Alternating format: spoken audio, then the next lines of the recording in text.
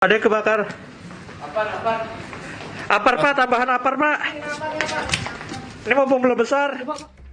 Video amatir memperlihatkan detik-detik api menyala di sebuah ruangan arsip Dinas Badan Kepegawaian yang berada di lantai 8, gedung di Baleka Pemkot Depok, Jawa Barat. Pegawai sempat mencoba memadamkan api menggunakan apar, namun api yang terus membesar dan asap yang tebal membuat pegawai sulit masuk ke area yang terbakar. Petugas damkar yang datang ke lokasi langsung berupaya memadamkan api dan setelah 30 menit api dapat dikendalikan sebelum meluas ke area lain.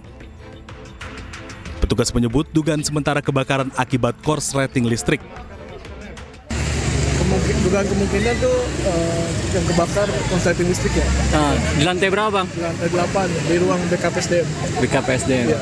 Saat ini kondisi gimana? Saat ini kondisinya sudah aman, sudah bisa langsung naik lagi. Itu kejadiannya jam berapa? Tadi terima berita pukul 9.40 ya. Sebelumnya, kebakaran ini juga sempat membuat panik pekerja hingga berhamburan keluar gedung.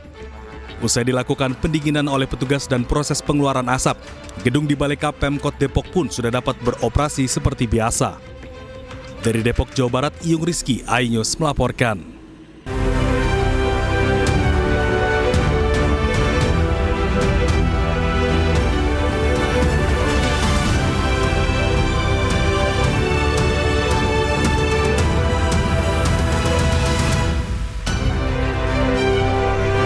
Diduga mencuri celana dalam milik warga, seorang anak laki-laki di Boyolali, Jawa Tengah dianiaya oleh belasan warga. Polda NTB menggelar rekonstruksi kasus pelecehan atas tersangka IWA alias Agus.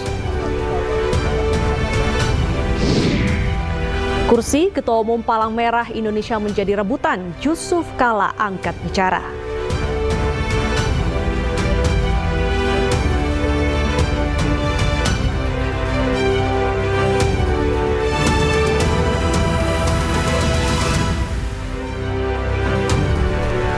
Selamat siang pemirsa, apa kabar Anda hari ini? Senang sekali saya Bernadetta Ginting kembali hadir menemani Anda dalam iNews Siang.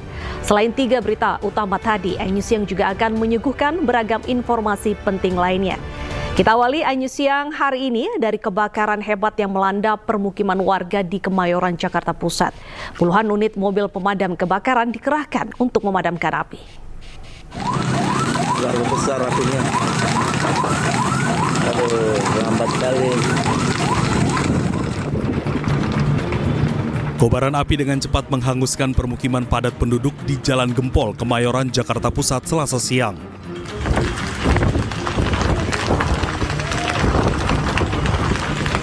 Kencangnya tiupan angin serta banyaknya material bangunan serta isi rumah yang mudah terbakar membuat kobaran api cepat membesar. Sebanyak 16 unit mobil damkar dikerahkan ke lokasi guna mencegah kebakaran kian meluas.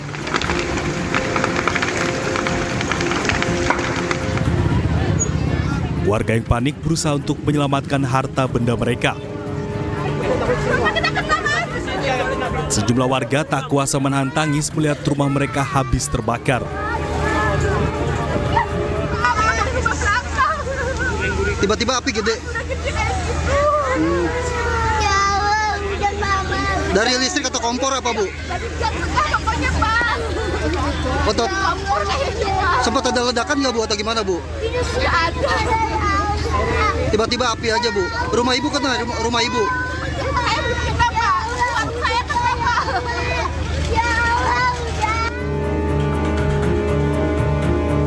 Tidak ada korban jiwa dalam peristiwa ini. Sementara belum diketahui penyebab pasti kebakaran, sedangkan kerugian ditaksir mencapai ratusan juta rupiah. Dari Jakarta, Rani Sanjaya, iNews melaporkan.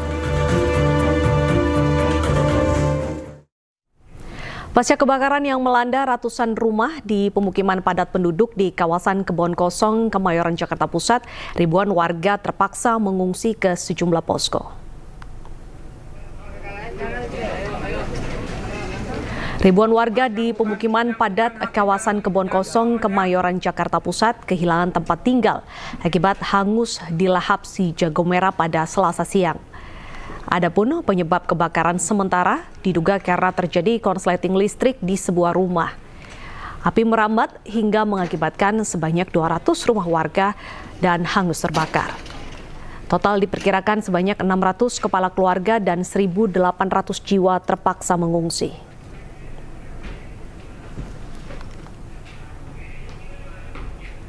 Pemprov DKI Jakarta menyediakan 3 posko pengungsian bagi total 600 kepala keluarga yang terdampak. Antara lain di SDN Kebon Kosong 09, Masjid Al-Ihsan RT 2, dan lapangan Yusuf Hamka. Pemprov juga menyediakan sejumlah bantuan seperti makanan, pakaian, family kit, dan bantuan pembuatan dokumen yang terbakar. Kebakaran ini diduga bermula dari salah satu rumah warga yang berdampak kepada kurang lebih 200 rumah dengan kurang lebih 600 kepala keluarga. Berbagai bantuan terus diupayakan dengan melibatkan perangkat dan daerah dan juga berbagai pihak, mulai dari makanan siap saji, perlengkapan dasar, serta fasilitas pendukung seperti toilet portabel dan juga tenda beton. Dinas Sosial bersama seluruh dinas terkait, PMI juga telah memastikan kebutuhan sarapan pagi, makan siang, dan juga makan malam terpenuhi bagi seluruh pengungsi. Kami juga menyadari pastinya juga mungkin banyak dokumen-dokumen kependudukan yang hilang atau yang terbakar.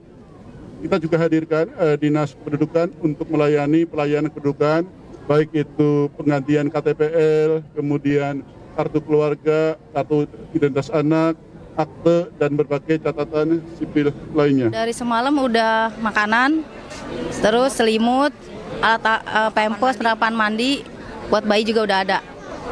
Iya, buat-buatan ada. Ada. Nah, apa sih Bu yang masih diperluin sama masyarakat di sini Bu? Ya, kesehatan, kasur, apa lagi? Kayak bantuan kayak semacam makanan pasti ya kan, makanan harus wajib ya kan, biar nggak sakit ya kan. Ya ada, haruslah obat-obatan. Terus yang pasti nomor 1 ya bantuan yang lebih lah, kayak tahu sendiri lah. Polrestabes Bandung berhasil menangkap komplotan pelaku penculikan ibu rumah tangga di Kota Bandung, Jawa Barat.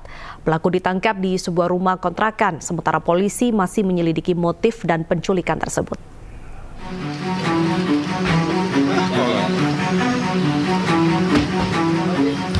Satuan Reserse Kriminal Polrestabes Bandung berhasil mengamankan 4 pelaku penculikan ibu rumah tangga di Kota Bandung, Jawa Barat. Keempat pelaku ditangkap di sebuah rumah kontrakan Selasa pagi. Saat ini polisi masih melakukan pemeriksaan lebih lanjut terhadap 4 pelaku untuk mengetahui motif dari penculikan. Dari hasil keterangan sementara, otak dari penculikan tersebut yakni pelaku DA. DA menyuruh 3 rekannya untuk melakukan aksi penculikan, di mana motif sementara yakni pelaku DA sakit hati terhadap korban.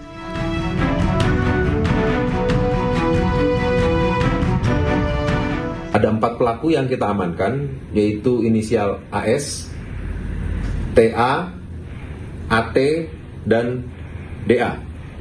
Untuk masing-masing dari pelaku tersebut, untuk otak dari pelaku tersebut adalah DA yang mengajak ke 3 orang tersangka lainnya. Yang bersangkutan motifnya adalah sakit hati. Untuk sakit hatinya seperti apa, nanti kita akan dalami selesai pemeriksaan di Polrestabes Bandung. Tetapi memang korban dan tersangka memang sudah mengenal. Sebelumnya, aksi penculikan terhadap seorang ibu rumah tangga terjadi pada hari Minggu 8 Desember lalu saat korban hendak masuk ke rumahnya. Dari Bandung, Jawa Barat, Juhpita Melana, iNews melaporkan. Pemirsa, polisi terus mendalami penyidikan kasus pembunuhan ayah dan nenek yang dilakukan pelajar 14 tahun di Lebak Bulus, Cilandak, Jakarta Selatan. Polisi mulai mengambil keterangan dari ibu pelaku yang merupakan saksi kunci dalam kasus tersebut.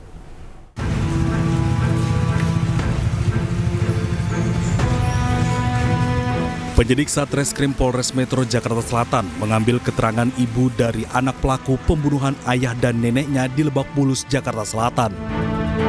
Pengambilan keterangan dilakukan setelah sang ibu yang merupakan saksi kunci selesai menjalani perawatan di rumah sakit akibat luka tusukan yang dialaminya. Menurut Kapolres Metro Jakarta Selatan, keterangan yang diambil dari sang ibu untuk mendalami bagaimana kronologi terjadinya peristiwa tersebut.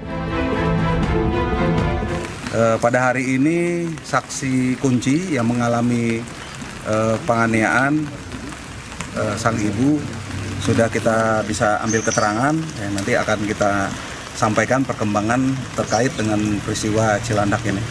Sang ibu ada di mana, Pak? Sang ibu diperiksa di Polres ya.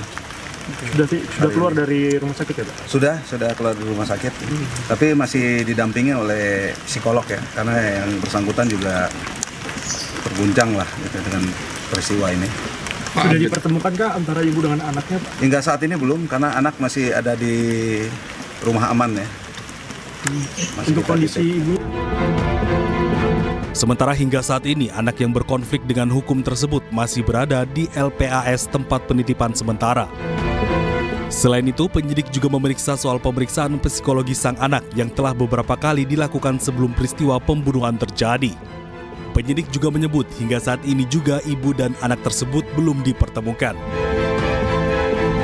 Dari Jakarta, Helmi Sajangbati, iNews melaporkan.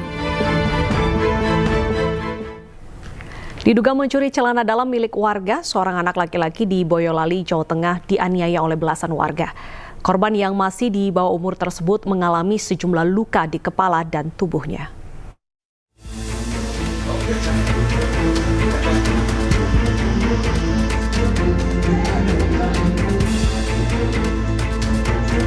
Seorang anak laki-laki berusia 12 tahun di Kecamatan Wonosegoro, Boyolali menderita luka di sekujur tubuhnya usai dianiaya warga. Aksi main hakim sendiri itu dilakukan karena korban dituduh mencuri celana dalam milik warga. Akibat peristiwa, korban sempat dirawat di RSUD Dr. Muardi Solo karena menderita luka yang cukup parah. Namun saat ini korban sudah dibawa pulang dan menjalani rawat jalan dan kondisinya sudah membaik. Ayah korban menjelaskan peristiwa terjadi pada 18 November lalu. Saat itu ia ditelepon oleh ketua RT setempat dan diberitahu permasalahan putranya. Saat tiba di lokasi, ayah korban sempat meminta maaf kepada warga dengan harapan masalah bisa selesai. Namun justru sang anak dipukuli oleh warga termasuk ketua RT. Ayah korban yang mencoba melindungi anaknya juga ikut dipukuli oleh warga. Saya ke rumah tokoh masyarakat untuk meminta maaf, terus mau izin anak saya bawa ke Jakarta. Terus kejadiannya anak saya dimasak kayak gitu. Kenapa itu, Pak? Karena masalah nyuri galiman katanya. Iya. Dituduh ya, Pak ya? Iya. Nggak ada buktinya, Pak? Belum ada.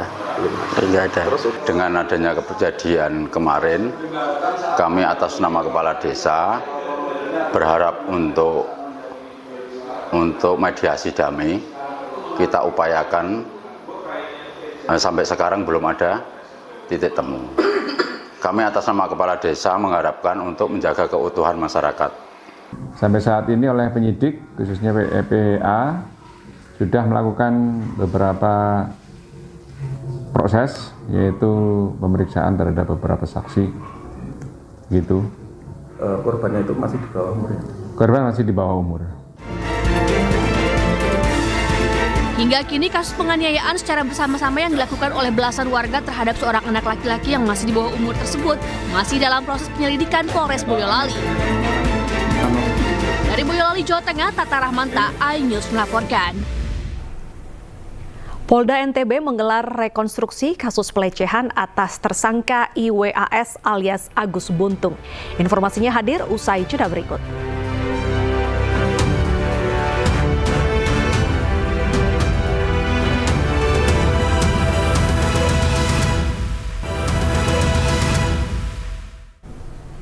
Pemirsa, Polda NTB menggelar rekonstruksi kasus pelecehan seksual belasan korban. Tersangka IWAS alias Agus Buntung juga turut hadir dalam rekonstruksi hari ini.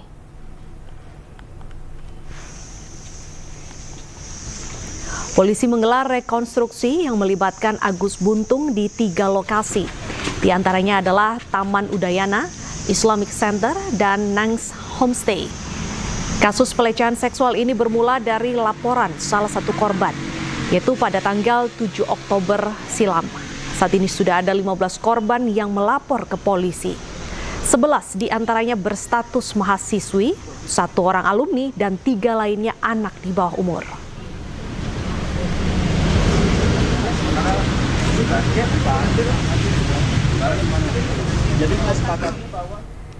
Seorang pemotor wanita di Kota Bekasi, Jawa Barat menjadi korban penyiraman air keras hingga mengalami luka parah di bagian wajah dan tubuh.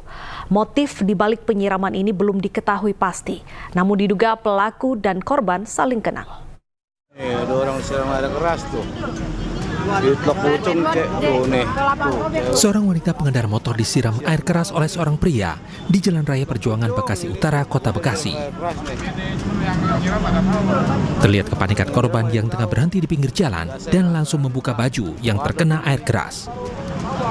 Ceweknya tuh. Sian banget ini. Blok pucung ini tuh. Udah disiram air keras nih. Warga di sekitar lokasi langsung menutupi tubuh korban dengan jas hujan. Istighfar parah sih, ada-ada aja sih ah. Korban luka parah di bagian wajah dan tubuh, kemudian langsung dilarikan ke rumah sakit. Sedangkan pelaku melarikan diri. Polisi belum mengungkap motif dibalik penyiraman air keras yang terjadi pada Sabtu malam. Namun diduga pelaku dan korban saling kenal. Yang kita duga dia mengenal wanita itu dan mengadakan penyiraman itu, gitu. Terus apakah sudah dibuat laporan dan dilakukan penyelidikan? Sudah dibuat laporan lengkap dan Pak Kanreskrim juga sampai melihat ke rumah sakit memintai keterangan wanita itu. Kini petugas Polsek Bekasi Utara tengah mengejar pelaku yang identitasnya sudah diketahui. Dari Bekasi, Jawa Barat, Rahmat Hidayat, iNews melaporkan. Polisi menangkap pelaku dalam kasus jasad bocah dalam karung di Pemalang, Jawa Tengah. Pelaku dengan inisial KA adalah seorang pelajar SMK yang telah ditetapkan sebagai tersangka anak berkonflik dengan hukum. Pelaku mengaku tak kuat menahan hasrat setelah kecanduan menonton video porno.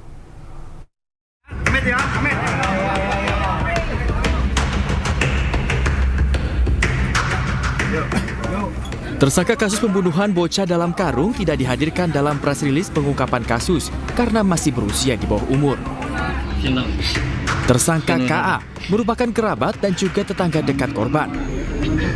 Perbuatan tersangka terungkap setelah polisi melakukan serangkaian penyelidikan dan penyidikan serta mengumpulkan bukti-bukti di sekitar TKP.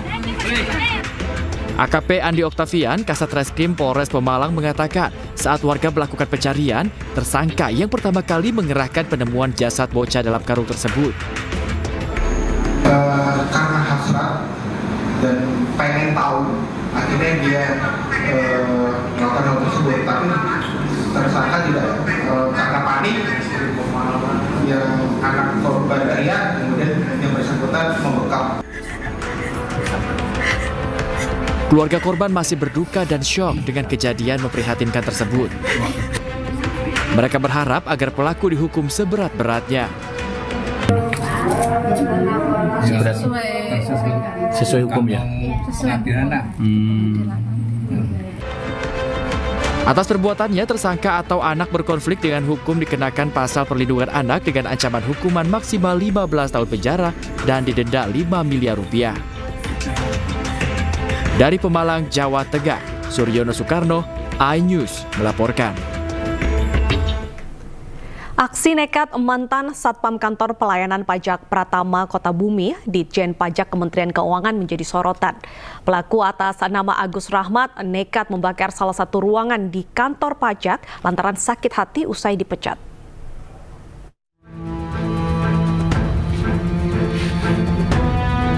Agus Rahmat Hidayat, pria berusia 38 tahun, warga Kelurahan Rejosari, Kecamatan Kota Bumi, nekat melakukan aksi pembakaran di kantor pelayanan pajak Pratama Kota Bumi, Lampung Utara, Lampung. Pelaku nekat membakar gedung subbagian umum dan kepatuhan internal kantor pelayanan pajak lantaran sakit hati usai dipecat. Sabun-sabun isi. Aksi pembakaran ini pun menyebabkan kerugian material mencapai 500 juta rupiah. Jadi saya masuk ruangan ATK, saya ambil semua barang pribadi yang milik yang saya sakit hati itu, Wisnu, yang pribadi dia, saya taruh di atas plastik. Jadi plastik sampah itu bang, saya urai, saya tumpuk di situ. Tisu toilet kan panjang itu saya urai, saya taruh di atas plastik, terus saya bakar. Bersama Agus yang merupakan mantan pegawai satpam di kantor KPP Lampung Utara, di sini melakukan pembakaran di kantor tersebut, terutama di gudang ATK dan gudang bagian umum kantor perpajakan. Kita mendapati motifnya adalah karena sakit hati, karena 1 bulan sebelum kejadian ini tersangka ini diberhentikan. Atas perbuatannya, pelaku terancam hukuman maksimal 12 tahun penjara. Dari Lampung Utara, Lampung, Jimmy Irawan, iNews melaporkan. Pemirsa, dalam kurun waktu 5 minggu, Ditsiber Polda Bali mengungkap 10 kasus judi online yang melibatkan selebgram. Mereka bertugas mempromosikan situs judi online yang dikendalikan bandar dari luar negeri.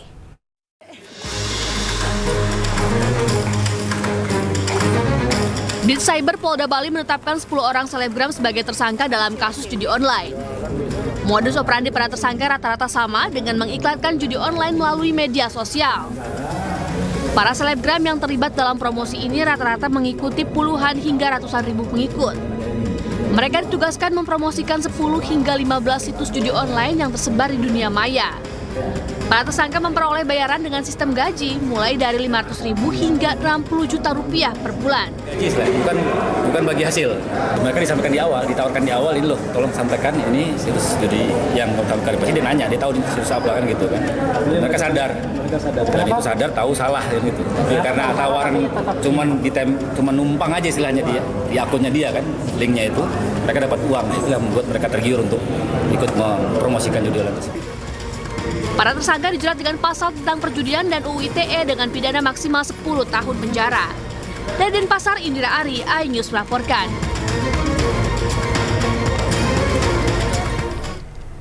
Komisi Pemberantasan Korupsi melelang barang rampasan kasus korupsi. Lelang ini diharapkan menjadi langkah strategis untuk memulihkan keuangan negara yang telah disalahgunakan oleh para pelaku korupsi. Sejumlah barang rampasan kasus korupsi dipamerkan dalam rangka Hari Anti Korupsi Sedunia yang jatuh pada 9 Desember lalu. Beragam barang mewah seperti sepeda motor, mobil, dan beberapa tas bermerek internasional terpajang di Gedung Merah Putih KPK. Mayoritas barang yang dilelang adalah milik terpidana Rafael Alun Trisambodo, ex-pegawai Kementerian Keuangan. Sementara beberapa lainnya berasal dari perkara Abdul Latif dan Eko Darmanto. Kegiatan ini tidak hanya bertujuan untuk memulihkan keuangan negara, tetapi juga berfungsi sebagai sarana edukasi bagi masyarakat mengenai pentingnya pengelolaan aset secara bertanggung jawab.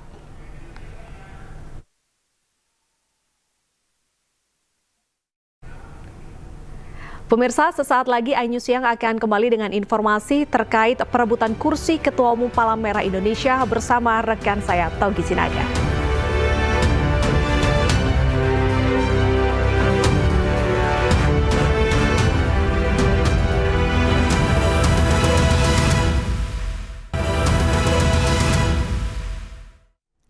Masih di iNews Siang bersama saya Togi Sinaga. Pemirsa, kursi Ketua Umum Palang Merah Indonesia menjadi rebutan. Yusuf Kala resmi ditetapkan sebagai Ketua Umum PMI pada Musyawarah Nasional ke-22 PMI. Tak terima dengan keputusan ini, Munas Tandingan pun digelar dan menetapkan Agung Laksono sebagai Ketua Umum.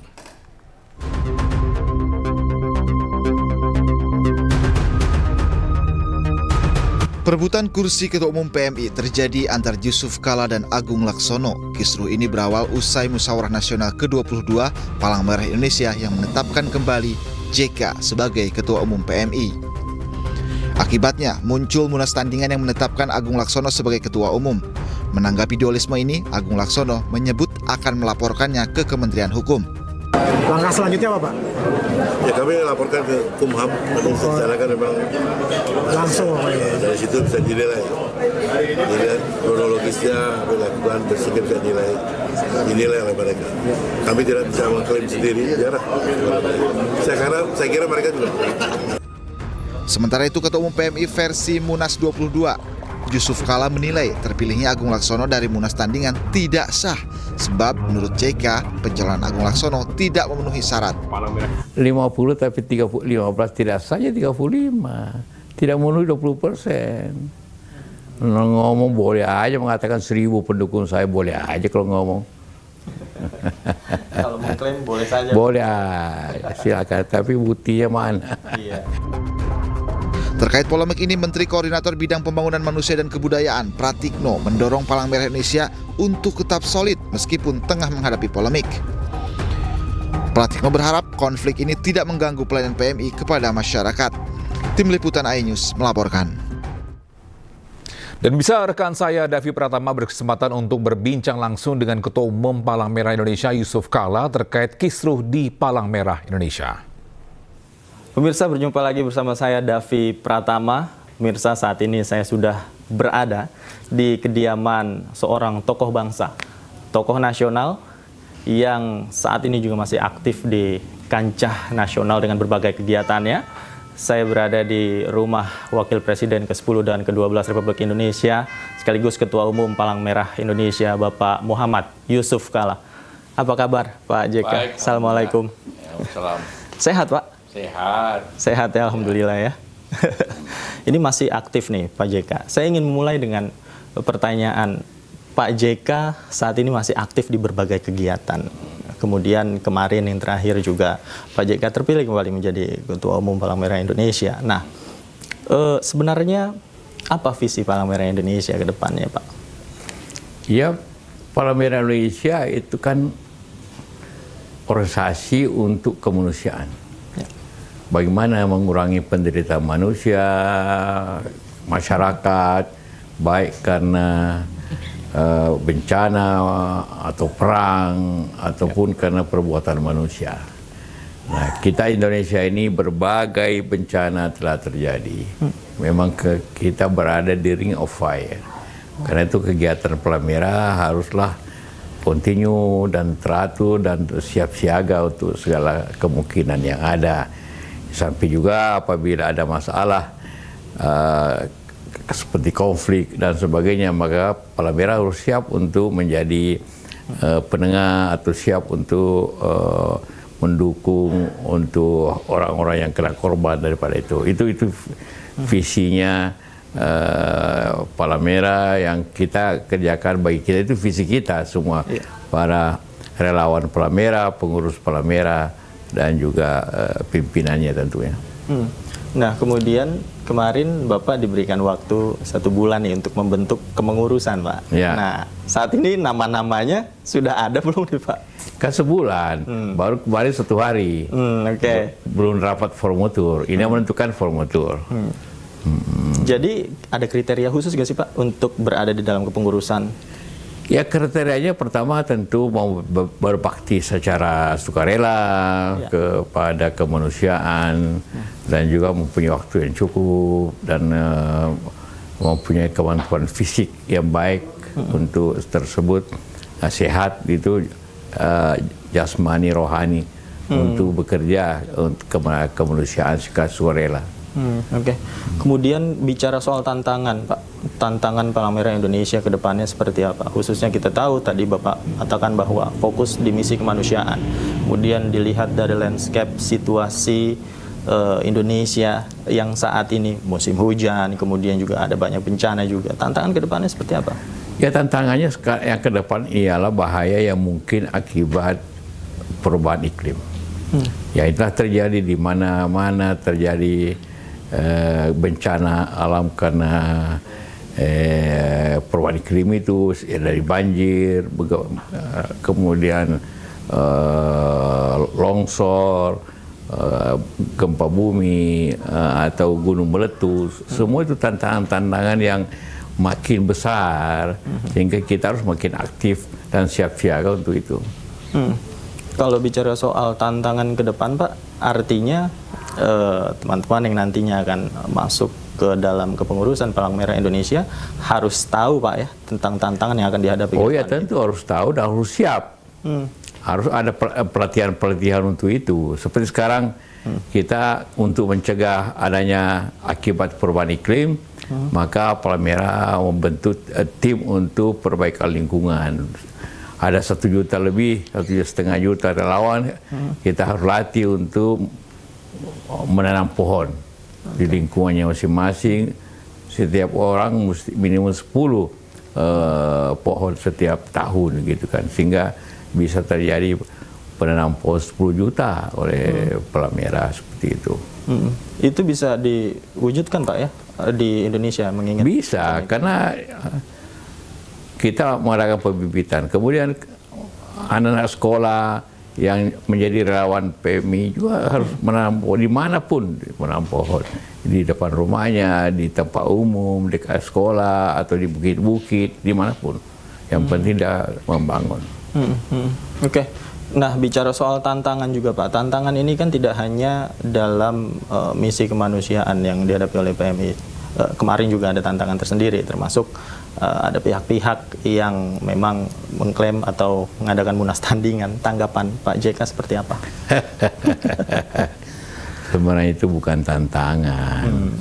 Itu hanya ada sekelompok orang yang juga dulu pernah jadi pengurus, kita pecat karena tidak melanggar etika organisasi, aturan organisasi, bersama-sama dengan minta maaf tokoh-tokoh, bersatu dua tokoh yang ingin menjadi pengurus, satu ketua.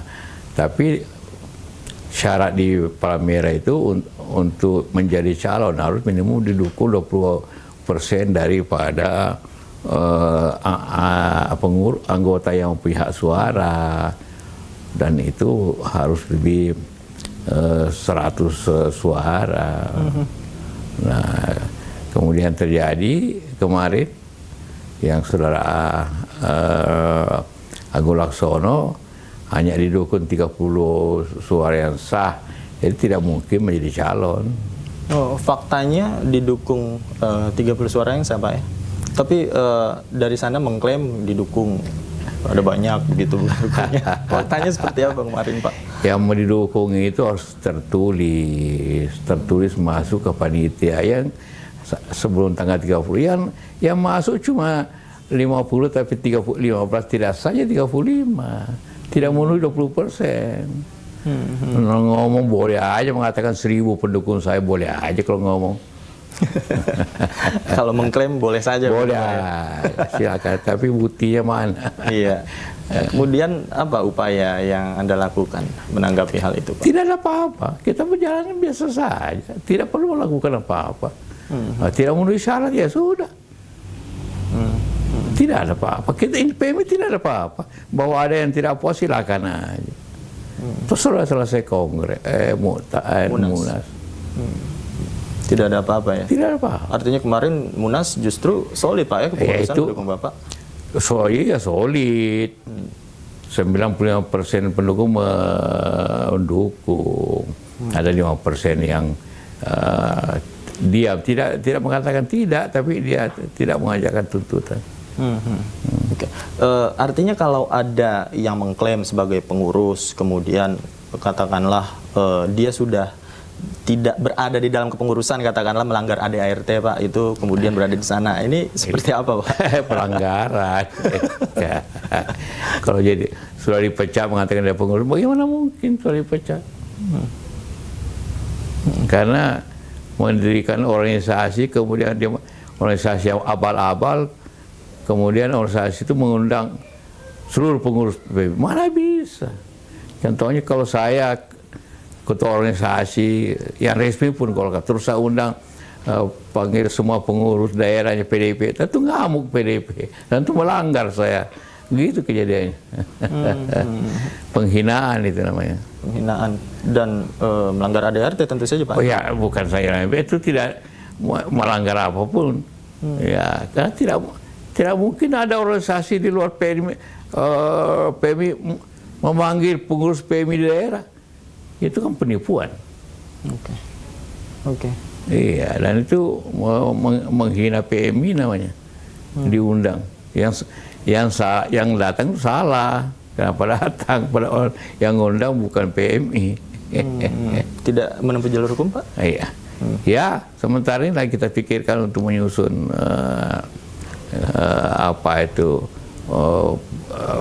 polisi supaya orang yang mengatasnamakan PMI bisa ditindaki lah, dilarang. Dan tidak mencatut nama PMI lagi. Iya. Oke, ini menarik. Teman, perbincangan kita akan kita lanjutkan usai jeda berikut. Pemirsa jangan kemana-mana, kami segera kembali.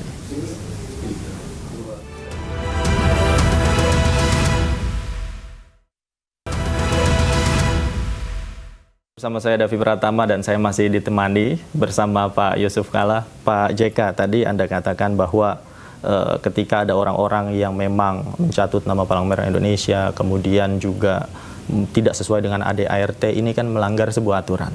Nah, sebuah aturan ketika dilanggar itu kan tentu ada konsekuensinya, Pak. Nah, dari analisis Anda nanti konsekuensi seperti apa, Pak, yang akan memang diterima oleh mereka-mereka, Pak? Ya, yang melanggar tentu melanggaran dasar, ada hukumannya, hukuman disiplin. Kalau terlalu sudah 2-3 kali dipecat, itu aja. Dipecat ya? Kalau setelah melakukan 2 kali pelanggaran, ya dipecat. Dan kita sudah lakukan itu. Sudah dilakukan? Sudah. Terhadap? Ya sudahlah, nanti tak usah sebut namanya. Baik, kemudian yang menarik, Pak, ketika kemarin ada munas tandingan, kemudian ada pihak-pihak yang mengklaim, dari analisis Bapak sendiri, apa sebenarnya yang melatar belakangi hal itu, Pak? Saya tidak tahu, tanya aja mereka. Bahwa orang mau jadi ketua silakan, saya katakan silakan. Mau jadi ketua silakan, asal didukung oleh 20% peserta, silakan. Tapi tidak ada dukungan, cuma 5%. Dan mekanismenya sudah jelas. Jelas, semua ada aturannya. Aturannya sudah jelas, Pak. Iya, ADART ada di situ. Ya, semua. Kedepan hal ini apakah akan mengganggu tugas-tugas PMI, khususnya melayani masyarakat, Pak? Oh tidak, tidak akan mengganggu. Kalau dia mengganggu ya kita ambil tindakan juga, melapor ke hukum. Kalau membuat sekali lagi, ini kan upaya kemanusiaan. Kalau ada yang menghalangi berarti menghalangi upaya kekuasaan. Tidak, insya Allah tidak. Saya kira mereka juga sudah sadar, tidak mungkin. Sudah sadar, Pak. Kemudian ketika hal ini sampai ke Pak JK, informasi mengenai adanya munas tandingan dan konsolidasi di dalam dengan peserta yang lain, sebenarnya aspirasi seperti apa sih, Pak, yang Bapak dengarkan dari teman-teman pengurusan?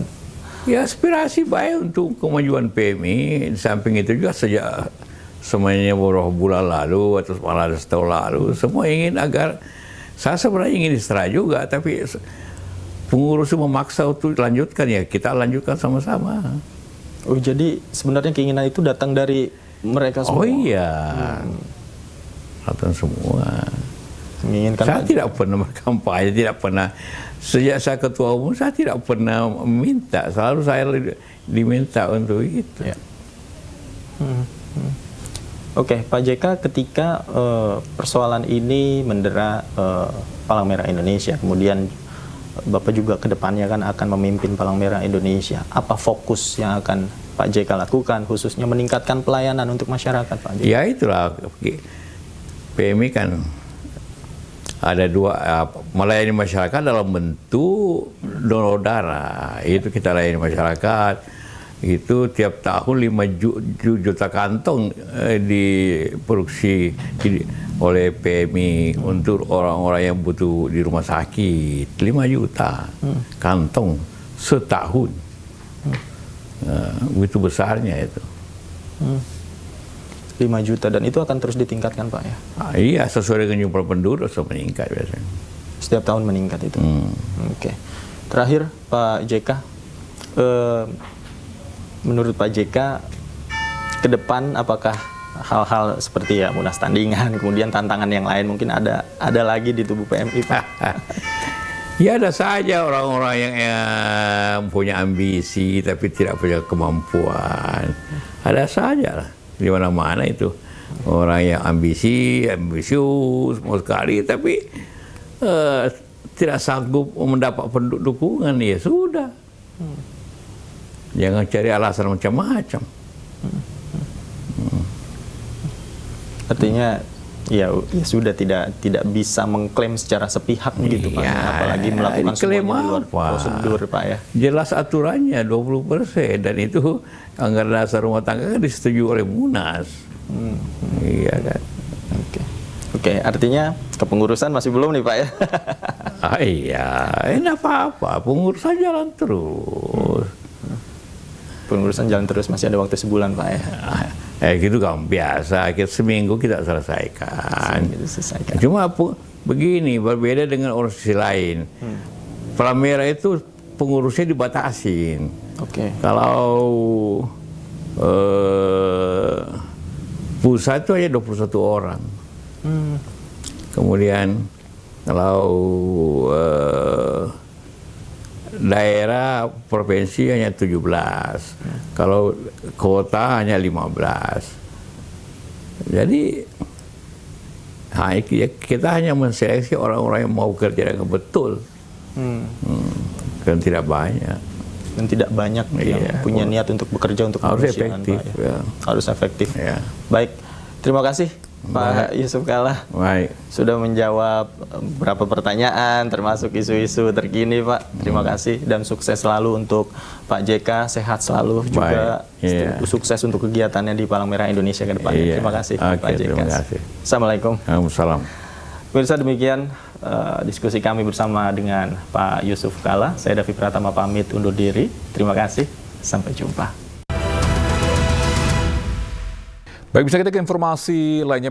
Presiden Prabowo Subianto hadiri apel Kasatwil Polri tahun 2024. Acara ini digelar di Akademi Kepolisian Semarang, Jawa Tengah. Jenderal TNI Purnawirawan Prabowo Subianto di gerbang utama Tanggon Kosala. Ya, kedatangan Presiden Prabowo Subianto disambut oleh warga sekitar lokasi acara. Tidak hanya warga, kedatangan Prabowo juga disambut jajaran Polri. Dalam acara ini, Presiden Prabowo memberikan arahan secara langsung ke jajaran Polri. Apel Kasatwil merupakan bentuk kesiapan Polri dalam menghadapi berbagai tantangan dalam agenda nasional 2024. Kepada Presiden, Kapolri menyampaikan sejumlah keberhasilan selama tahun 2024. Kapolri juga tegaskan akan meningkatkan pelayanan dan terus menjaga stabilitas Kamtibnas di Indonesia. Guna menghadapi dinamika tantangan yang semakin kompleks, Polri terus meningkatkan kapasitas sebagai organisasi modern yang responsif dan adaptif agar mampu memberikan perlindungan, pengayoman dan pelayanan serta penegakan hukum yang berkeadilan sesuai harapan masyarakat. Polri berkomitmen akan mengerahkan segala sumber daya untuk menjaga stabilitas Kamtibmas dan mendukung penuh misi Astacita guna mewujudkan visi bersama Indonesia Maju menuju Indonesia Mas 2000. Pemirsa, sebuah jembatan penghubung dua kecamatan di Banjarnegara putus diterjang banjir saat lagi di Anisia.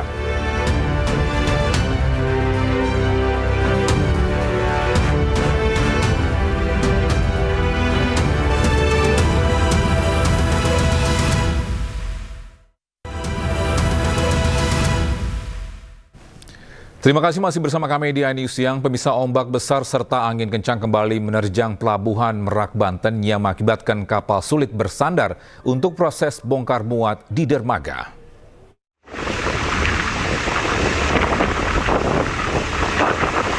Cuaca buruk kembali menerjang pelabuhan Merak Selasa malam. Angin kencang serta ombak besar membuat kapal yang akan bongkar muat kesulitan bersandar di dermaga. Sejumlah truk yang akan masuk ke kapal harus melaju perlahan dan waspada karena kapal yang terus dihantam ombak di dermaga. Akibat kondisi ini, kendaraan terutama truk logistik yang akan menyeberang ke Pulau Sumatera sempat tertahan cukup lama di pelabuhan. Ya beginilah, mulai dari tadi sore sampai sekarang belum nyebrang. Karena cuacanya jelek, Bang. Ombaknya besar-besar. Sama angin kenceng ya? Iya. Ini abang bawa apa? Bawa ikan, Bang, ke Sumatera.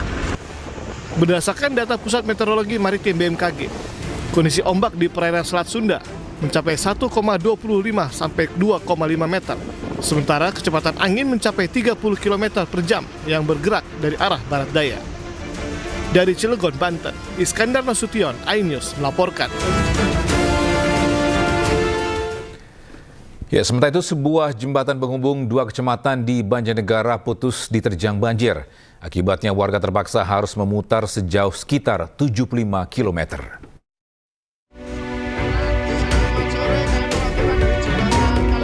Video amatir warga merekam banjir yang menerjang jembatan penghubung antar kecamatan Warnayasa dan Pegetan di Banjarnegara, Jawa Tengah. Jembatan dengan panjang 20 meter dan lebar 7 meter ini terputus akibat diterjang derasnya arus sungai dan banjir Sungai Serau setelah diguyur hujan selama 5 jam. Satu unit truk yang tengah melintas nyaris terjebak dan terbawa arus. Sopir yang dapat membaca situasi langsung memundurkan kendaraannya. Saat ini jembatan tidak dapat dilewati kendaraan roda 4 maupun kendaraan roda 2. Warga pun terpaksa harus memutar sejauh sekitar 75 km. Masyarakat berharap pemerintah daerah dan dinas terkait segera memperbaiki jembatan agar akses jalan kembali normal dan jembatan bisa dilewati lagi. Dari Banjarnegara, Jawa Tengah, Nurdin Fauzi, iNews melaporkan. Pemirsa, warga khususnya di pengunjung di Gunung Agung, Bali dikejutkan dengan viralnya air terjun yang banyak di lokasi. Video air terjun yang bermunculan banyak saat hujan pun viral di media sosial.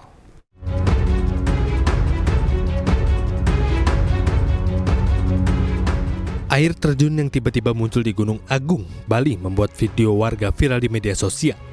Tampak dari kejauhan terjadi banyak aliran di kawasan Gunung Agung. Viral pula sebuah video yang dibagikan seorang pendaki menampakkan air terjun buatan yang banyak tercipta saat hujan deras di Gunung Agung. Video ini mendapatkan banyak tanggapan di media sosial. Juga menimbulkan kekhawatiran khususnya bagi warga yang bermukiman di sekitar wilayah Gunung Agung. Dari hujan lebat ini juga mungkin kita telah melihat seperti ada air terjun aliran air di lembah-lembah Gunung Agung. Ini memang bukan fenomena baru ya, hampir terjadi setiap tahun. Cuma saat ini sangat terlihat karena apa?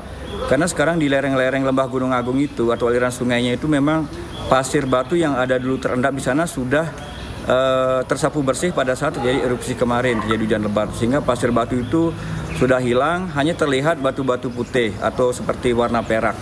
Nah, itu terlihat menjadi seperti air terjun yang sudah memang itu terjadi setiap musim hujan. Terkait kondisi ini, BPPD mengimbau agar para pendaki waspada dan dianjurkan tidak mendaki saat cuaca buruk. Bagi masyarakat yang bermukim di kawasan bantahan sungai yang berhulu di Gunung Agung diimbau waspada. Jika terjadi kenaikan debit air, agar segera mengungsi ke tempat yang lebih aman. Pihaknya juga mengimbau masyarakat tetap tenang dan tak terpengaruh isu dan informasi yang tidak benar. Dari Karangasem, Bali, Yunda Arista, iNews melaporkan.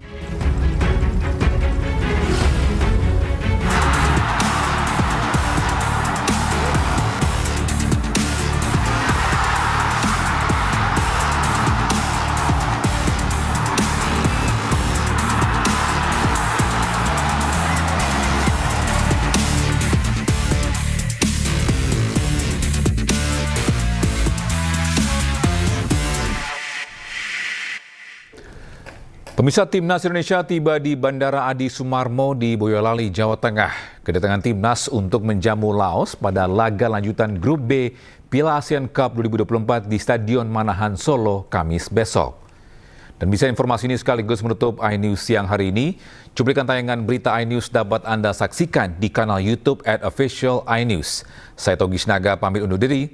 Terima kasih dan sampai jumpa.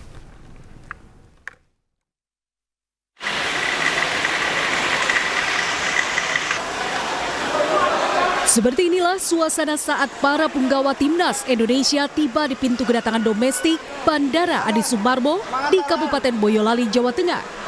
Para pemain Timnas Indonesia tampak datang lengkap dengan sang pelatih Sintayong. Mereka saat tiba langsung menuju bus untuk melanjutkan perjalanan menuju kota Solo. Pemain timnas Indonesia yang sekaligus talenta muda asal Boyolali, Doni Tri Pamungkas mengaku senang karena pada laga sebelumnya berhasil mengalahkan timnas Myanmar dengan skor 0-1 untuk kemenangan timnas Indonesia. Menurutnya kemenangan itu menjadi motivasi pada pertandingan berikutnya. Alhamdulillah bersyukur dan senang dan itu menjadi motivasi kita untuk hari ini. Ya persiapan mungkin karena memang recovery cukup pendek, memang harus mempersiapkan. Timnas Indonesia akan melawan timnas Laos pada laga Piala AFF 2024 di Stadion Manahan, Kota Solo pada Kamis esok atau pada tanggal 12 Desember 2024 besok. Dari Boyolali, Jawa Tengah, Tata Rahmanta, iNews melaporkan.